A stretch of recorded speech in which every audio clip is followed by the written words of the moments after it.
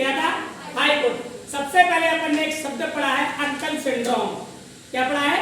Uncle syndrome. क्या होता है जब न्यायपालिका में ऐसे अधिवक्ताओं का चयन किया जाता है जो पैनल के जो जज बैठे हैं उनके रिश्तेदार हों या कोई परिचित के हों, तो आम बोलचाल की भाषा में इसको अपन अंकल सिंड्रोम कहते हैं। वर्तमान में कॉलिजन प्रणाली और इसमें राजनीति में टकराव हो रहा है, इसीलिए जो अपनी गवर्नमेंट ऑफ इंडिया है इसने 2014 में राष्ट्रीय न्यायालयिक नीति आयोग लाए थे, जिसको सुप्रीम कोर्ट ने असंवैधानिक घोषित करार दिया।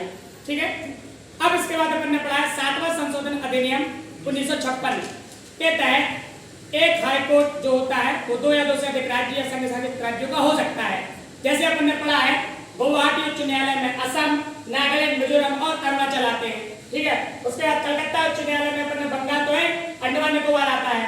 ठीक है, इसके बाद अपन ने पढ़ा है जम्मू कश्मीर और लद्दाख का एक है। ठीक है, अपन ने पढ़ा है केरल में ये आता है, लक्षद्वीप आता है आपका।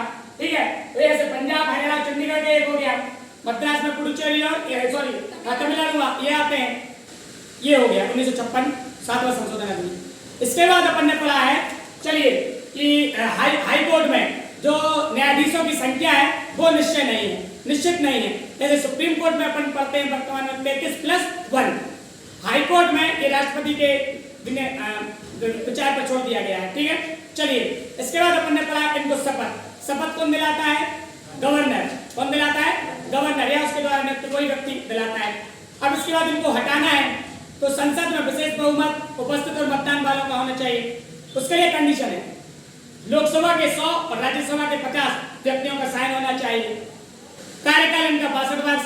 ठीक है, और यह भी राष्ट्रपति के द्वारा अंतिम विवेक पे छोड़ दिया गया है।